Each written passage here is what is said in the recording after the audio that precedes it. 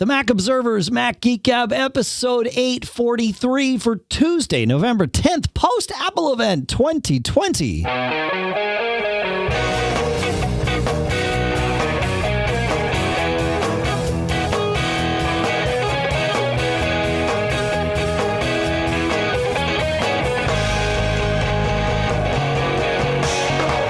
Greetings, folks, and welcome to Mac Geek Gab. Welcome back to Mac Geek Gab, the show that is here to, well, we're here today to talk about all of the stuff that Apple just announced in terms of new Macs. That's why we're here. Special episode today. Of course, we just released 842 on its normal schedule yesterday on Monday. But here we are to do this. And no great surprise, here in Durham, New Hampshire, I'm Dave Hamilton. And here in Fairfield, Connecticut, this is John F. Braun. Yeah, that is correct. I'm certain of it. Yeah. It says so on the bottom of the screen. Right. For those of you that only listen audibly, which is most of you, like more than 99% of you, we do a video show at macgeekgab.com, live.macgeekgab.com, and you can watch it after the fact on our Facebook channel and YouTube, and even at macgeekgab.com. We host the videos there. Normally, we really avoid having video be a large part of the content, and today we will let it be some of the content if it happens to come up that way. So, but I want to talk about these new Macs that Apple just announced hours ago, and I want to I don't want to give a recap of the event because you can go watch it, and I highly recommend it. It's less than an hour. It's the shortest event I remember Apple doing in a long time.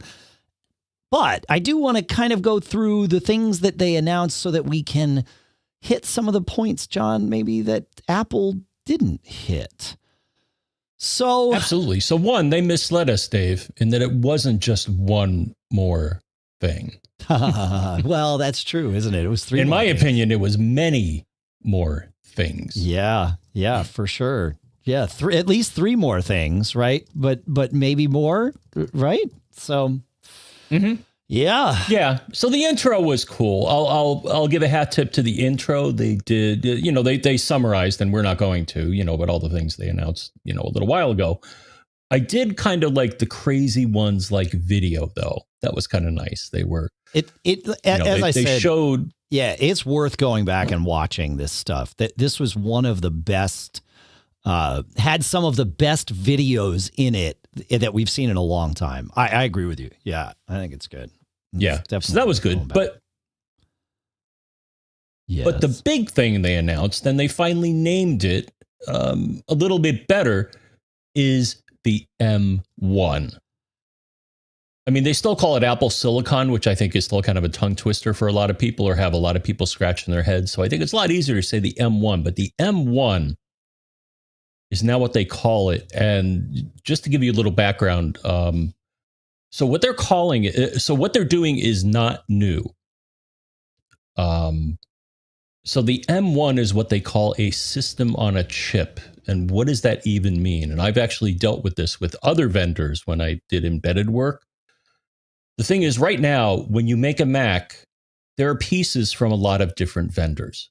So you have the processor, you have the GPU, you have the memory, and other things. And typically, a lot of computer vendors, including Apple currently, will get those pieces from different people. So again, you have an Intel processor, you probably have a Radeon or Intel GPU, you probably have a Broadcom communications chip, and they stitch it all together. And Apple's really good at doing this, and they've changed vendors in the past. But this time, from what I can tell, for the most part, it's all in the M, or almost everything is in the M1. And that is not having to stitch everything together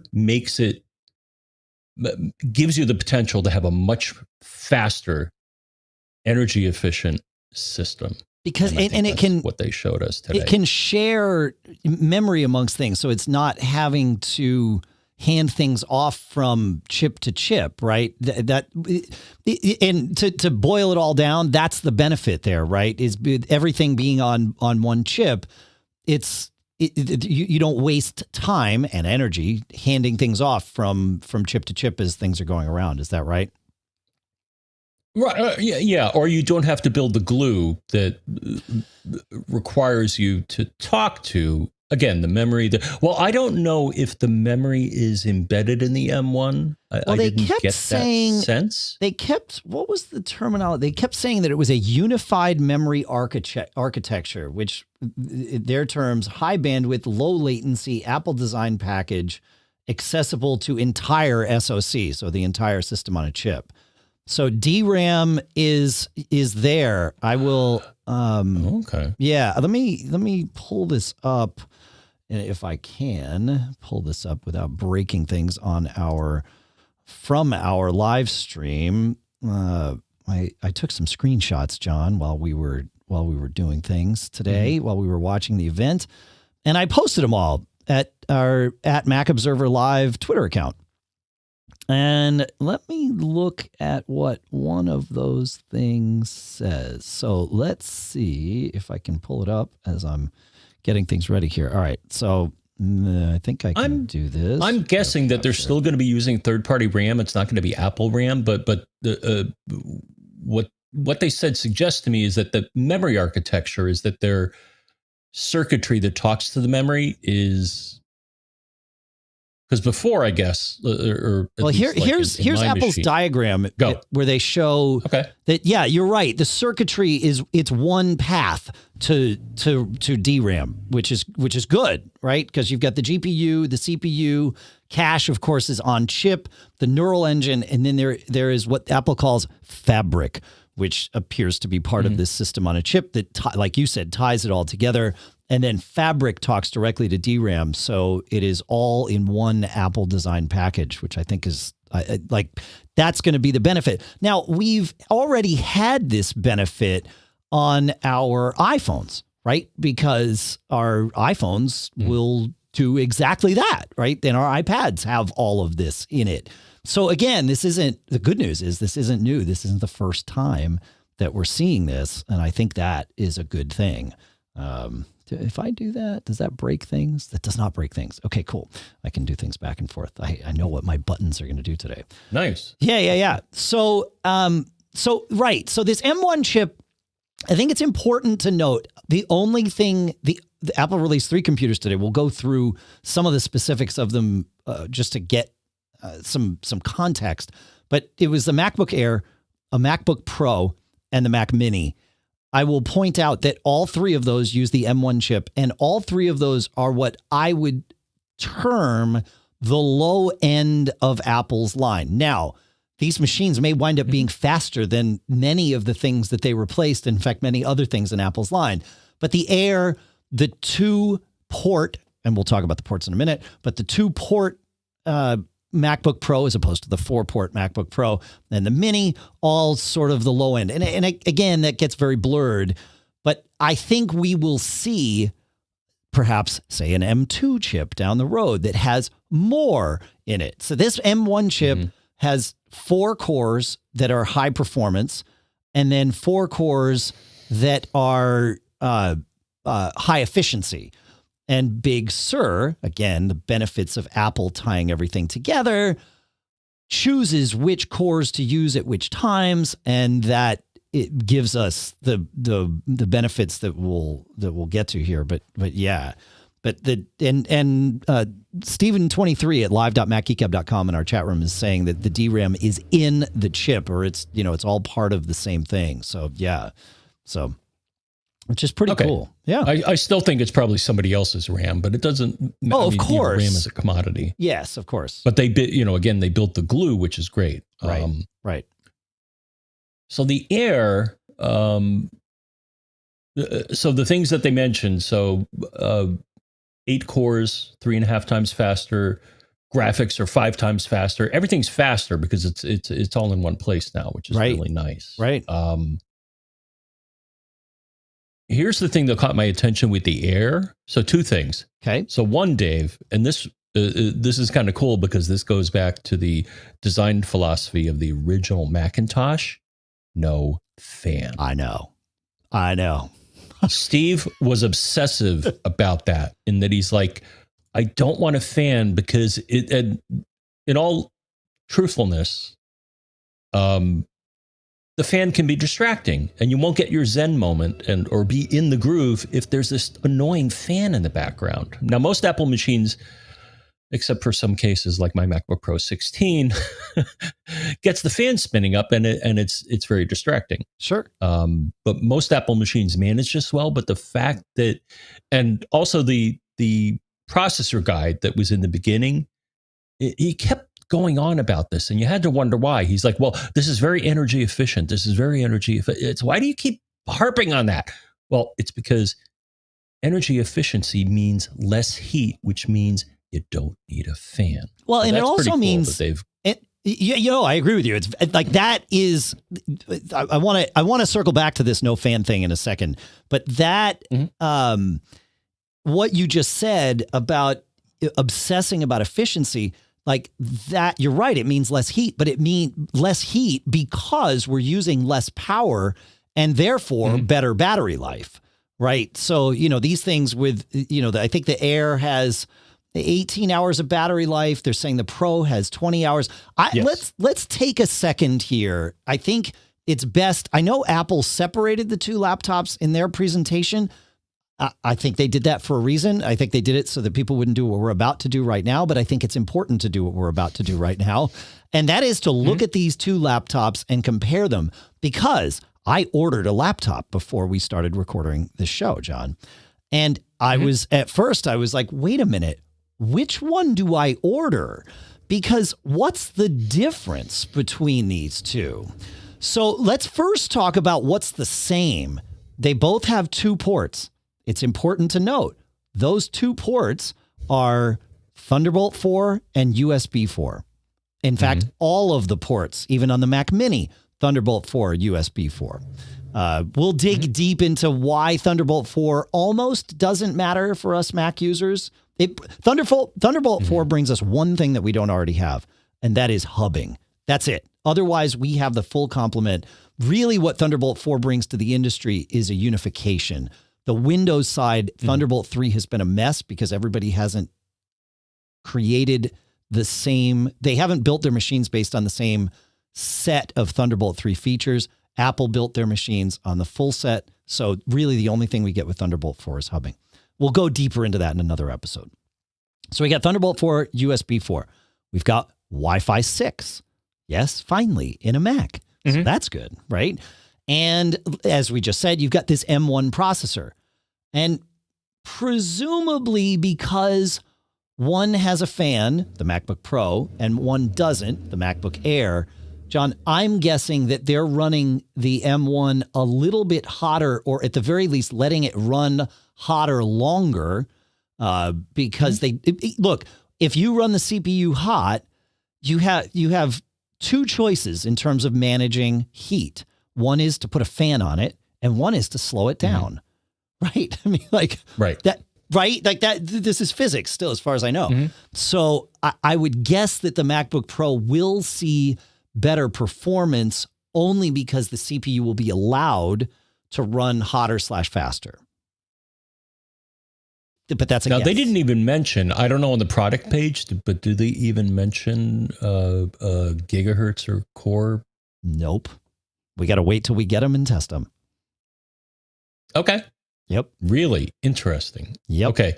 That kind of, and that reminds me, okay, no, this may take a bit longer, but I remember when years ago, it was megahertz wars. Yes. Remember? Oh yeah. When, Intel would say, hey, we have more megahertz or gigahertz, so we're better. And Apple was like, oh, well, with our processor, we're going to challenge you on that. And, but at some point at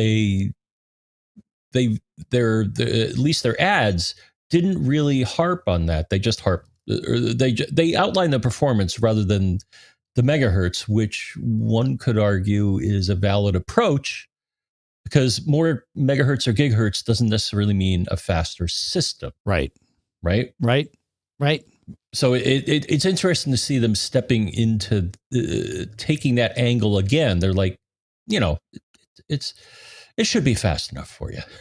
Well, yeah, and they did talk about that it's fast enough for us, right? And but and they both have whatever this new camera thing is, like new camera processor, like we don't know if it's 15 frames per second still or 30 frames per second. I'm guessing it's going to be 30. It is still a 720p camera. I'll pull up the specs here. This is of the Air. Right. But by and large, the Air and the Pro are very similar. So we've got Bluetooth 5, right? Wi-Fi 6. Brian Monroe in the chat room asked, is it Wi-Fi 6 with a 3x3 radio? We don't know. We won't know until we get it, and we can find out. But I'm guessing it would be a 2x2 radio, which is what I believe the current Air has. I'd have to check that too. Yep. So, there you go. We've got, but they're both 720p camera. They can both support an external display with up to 6K resolution at 60 hertz. They've both got stereo speakers. The Air and I'm assuming the Pro, but I will find it, both have support for Dolby Atmos playback, which is interesting. They've got as Apple calls it, the studio quality 3 mic array, and they each have a headphone jack. So very similar machines. Now, what are the differences? Well, the major differences, John, to me, are the lack of a fan in the Air. I see that as a pro. The lack of a touch bar in the Air, or the addition of a touch bar to the MacBook Pro. Honestly, I see that as a toss-up depending on your use case. Maybe the touch bar is great for you. Maybe the touch bar doesn't matter. They both have Touch ID. So, either or. And the Air is 2 pounds lighter, right? It's 2.8 pounds versus 3.0 pounds. And that's about the same delta that we've had previously. And crazy as it might sound, I find it noticeable picking it up with one hand versus the other. So I do see. All right. So I'm looking at the specs for both of them right now, which they have the tech specs. Yeah. So looking at the Air versus the Pro, so the Air advertises 4 performance cores and 4 efficiency cores.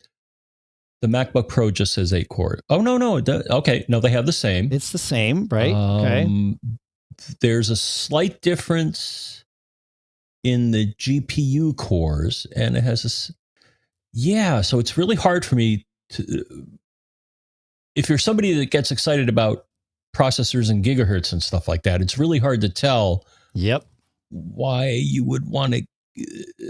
That doesn't seem to be a differentiator between the two. It is not. Now, I agree with you. I don't see there being a difference. Now, on the Air, and this is where it gets interesting, when I went to buy my Air, and I'll pull up, because I bought an Air. So, spoiler alert, that's what I wound up going with, was the Air. Because I don't care that much about the touch bar. I like the form factor of the Air. Now, when you're buying the Air, it's very interesting. The low end one for $999, 8 gigs of RAM and 256 gig SSD base model, comes with the 8-core CPU that we talked about and a 7-core GPU. Then you can bump up to the next base model, which is 8 gigs of RAM, 512 gig SSD, and an 8-core GPU. So you get one more GPU for $1,249, right? And double the SSD storage. Those are still, as of the moment of this recording, available for delivery. It says for me, it delivers November 17th or November 18th. As soon as you build to order this thing, which I did because 16 gigs of RAM is what I will need, not 8. I know we've talked about it. I know 8 is enough. I believe 8 is enough. I'm still going to spend $200 and 7 days to get that 16. So that moves it to November 24th, but because it's the build to order. But that, there's your machine right there. And I don't know. Like I don't see a huge benefit of the Pro. I see more battery on the Pro. Yes, for sure. Pro has slightly more battery life because there's probably a bigger battery. So that's another thing. Yep.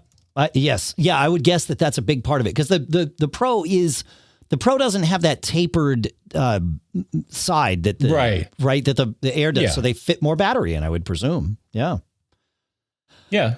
So if you need more battery life, then the Pro would probably be a better choice.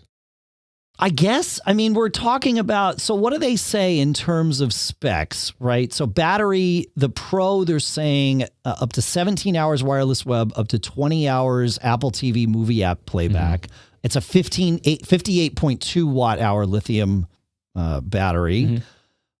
The Air has a 49.9 watt hour lithium battery, 15 hours versus 17 hours of wireless web, and 18 hours versus 20 hours of Apple TV app movie playback. I mean, these are still numbers that are double anything prior to that. These are crazy battery numbers.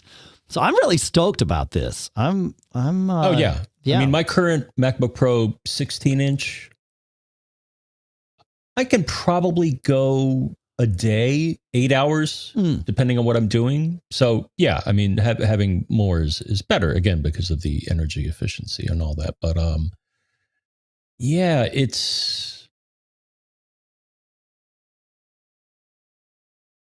just it in the past, the differentiation between the low end and the Pro was more pronounced, and it almost makes me wonder, why did they even bother to have, you know what I'm saying? It just looks like there's not.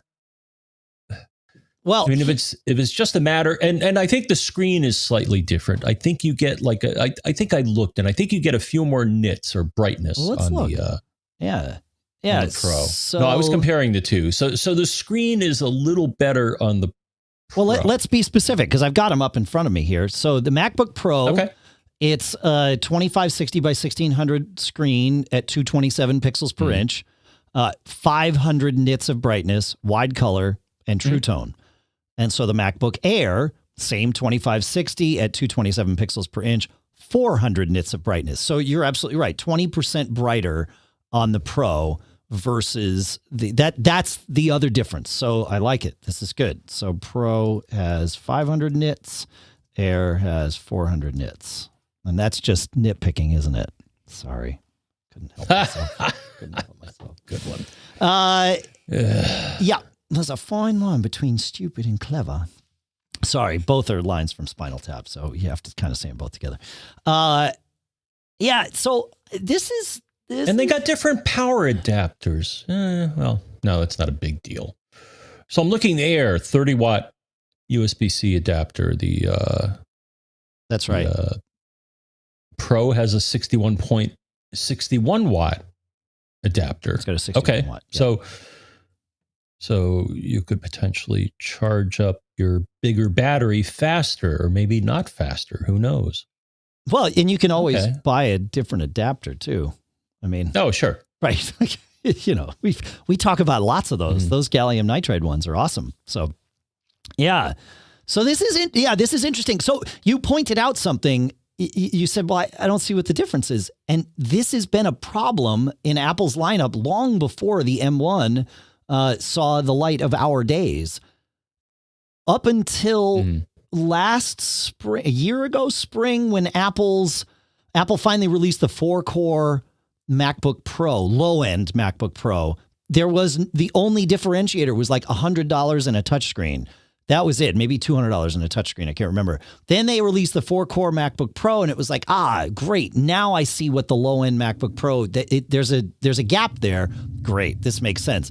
And then they promptly revved the MacBook Air to be almost the same, and you can get it with, almost the same CPU, which is now exactly the same CPU, maybe, or maybe not. We don't know. I mean, it is the same model CPU. We don't know if it's running at the same speed. So, yeah, but this is the same as it ever was. The low end Air and the low end Pro and the higher end Air are very, very close. It's do you want the form factor? I think is really the. And here's the other thing. Key. Yeah, go. The keyboard. Same keyboard on both. So the Pro. Yeah, I looked at it. I might have gotten it wrong.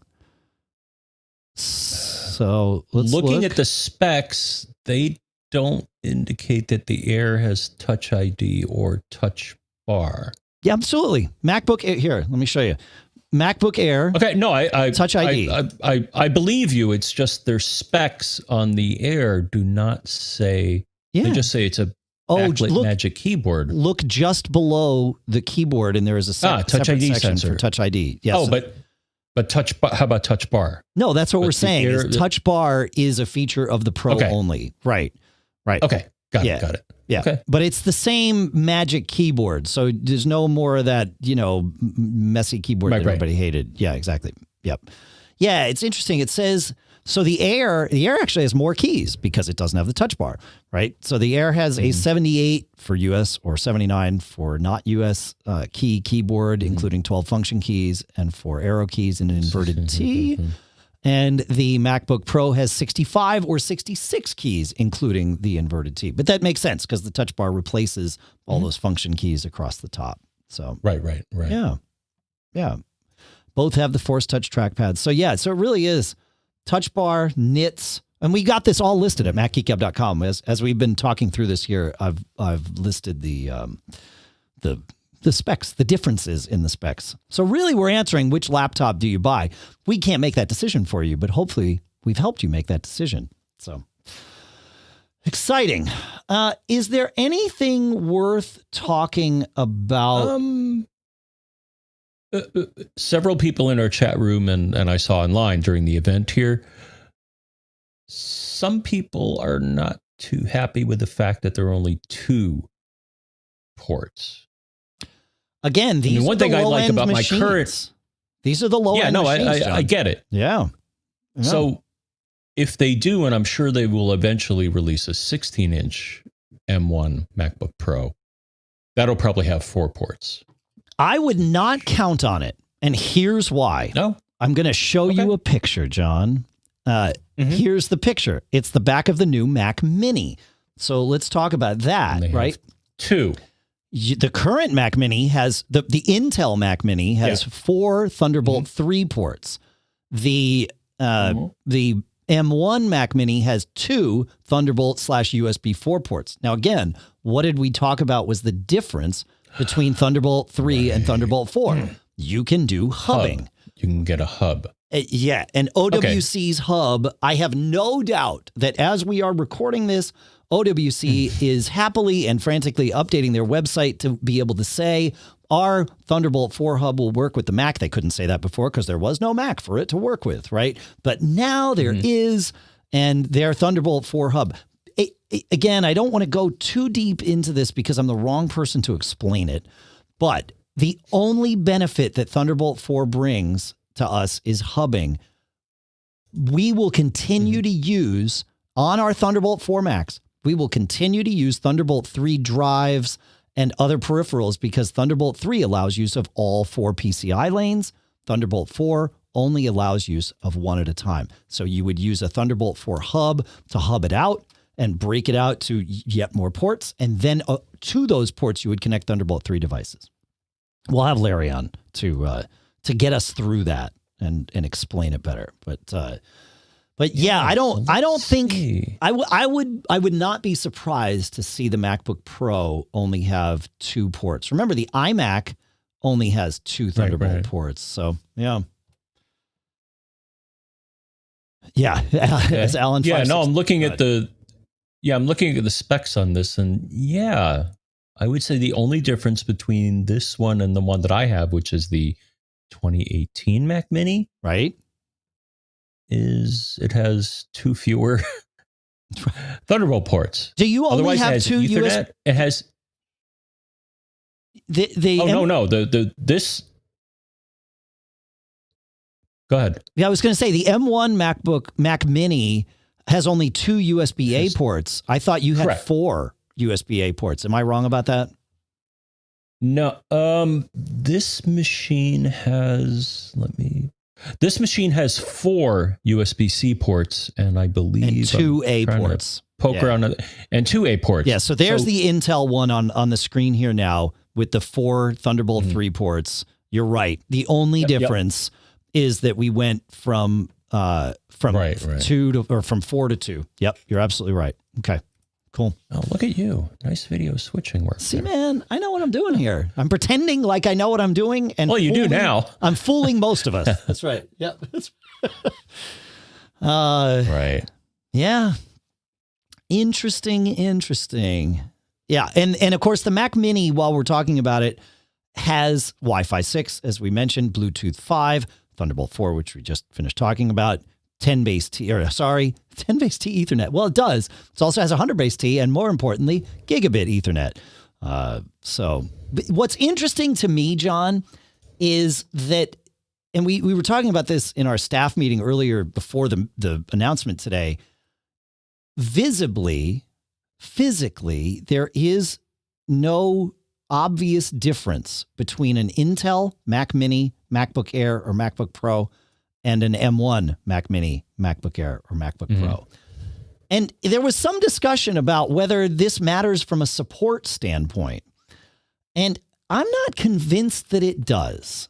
You know, I think you're going to reset the SMC on these the same way you have in the past. I think you're going to, or you're going to go to the reset SMC page, and I'm just using that as an example, and it's going to say, yeah, if you have, 2018 Mac Mini, you reset the SMC this way. If you have a late 2020 Mac Mini, you reset the SMC that way, right? And if it's different, it's different. Fine. Maybe there is no SMC to reset, but we don't know. That part will be fun. So yes, I think from a troubleshooting standpoint, it matters, but not to most users. And I think that's the key.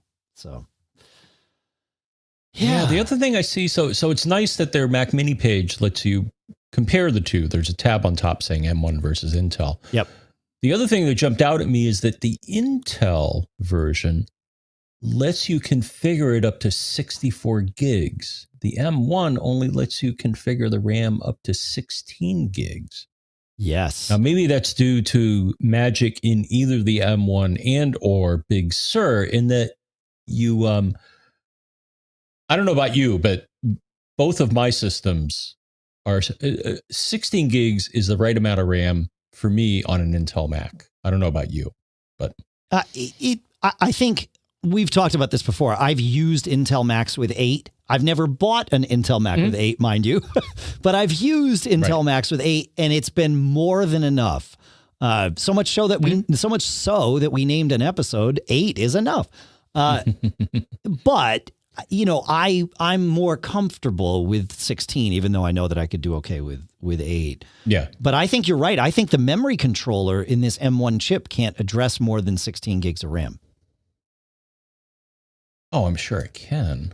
It's just, I don't, it's just funny is that at least the systems that they're publishing now, 16 is the max. You can't get more. That's what I'm saying. I wonder if it can't. So, I mean, again, that's just a design limitation. They could change. I mean, a monster of a chip like this can absolutely address more than 16 gigs of RAM. Or maybe it can't. No, I mean, that would just be crazy talk. Think about where it came from, man. This is an iPad Pro repackaged. Right. Seriously, like this is, which is, I don't say that to be a negative thing. The iPad Pro is a solid, stable platform. I think it's really smart that this is an iPad Pro, that all three of these are iPad Pro repackaged.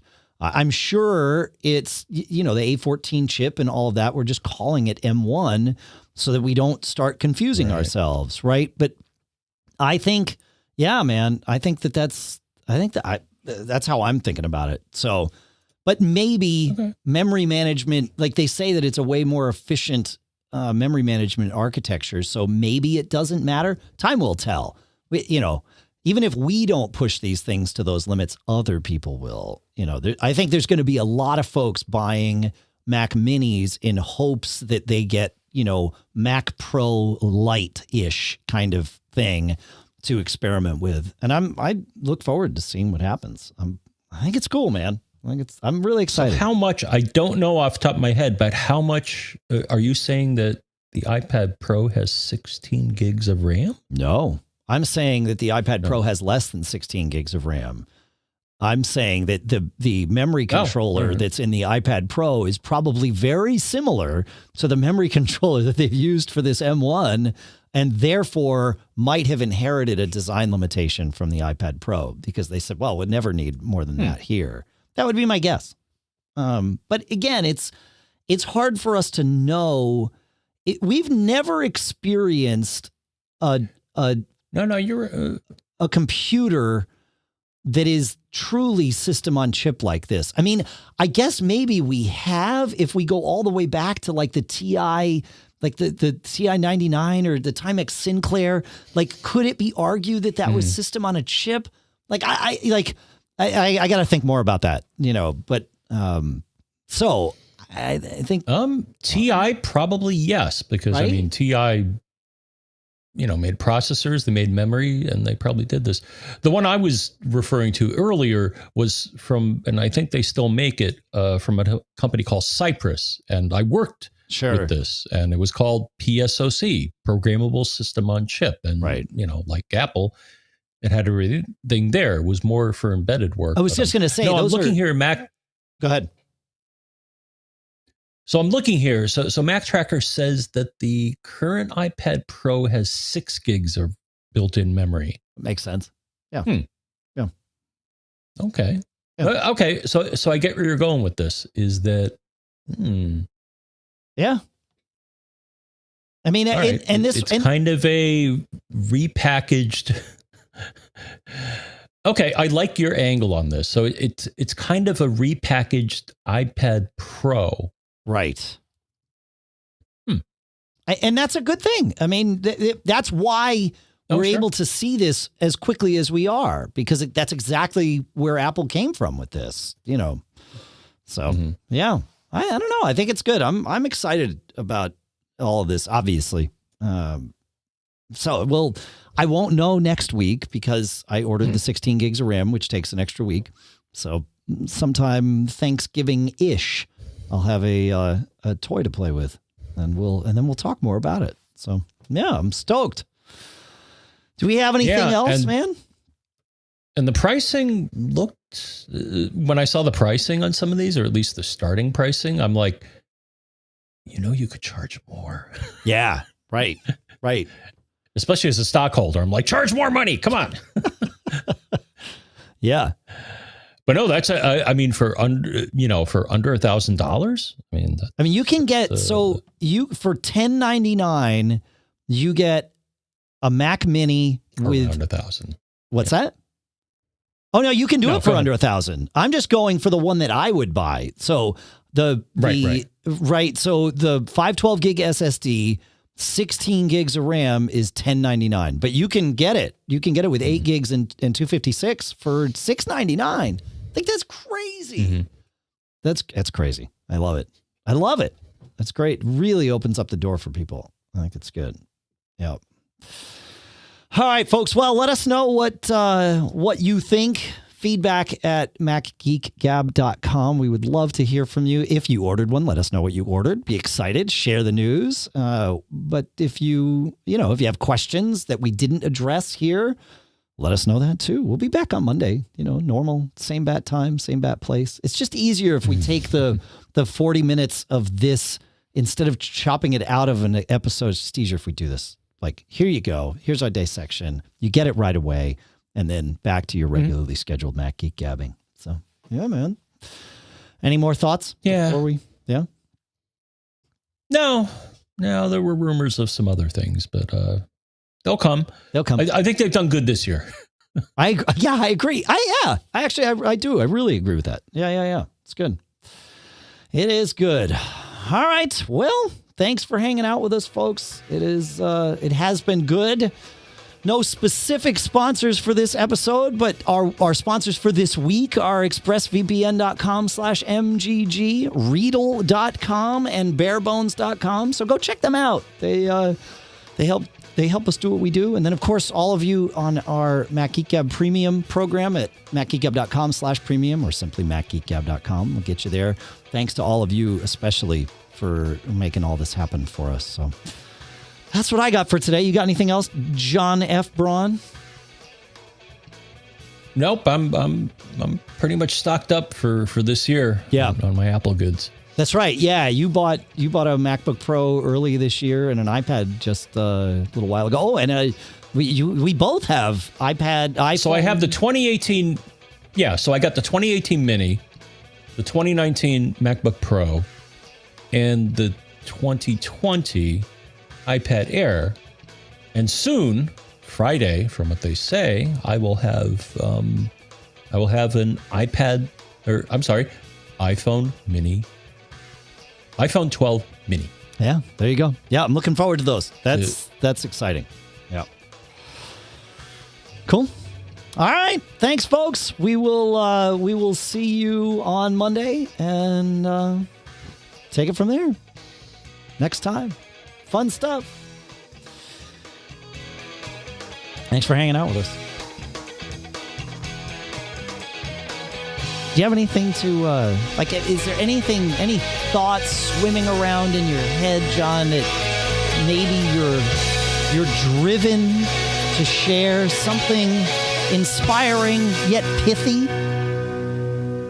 Well, if you're looking at different Macs and you're comparing them and you're looking what's best for you, just do your homework, look at the specs, look at your wallet, and don't get caught.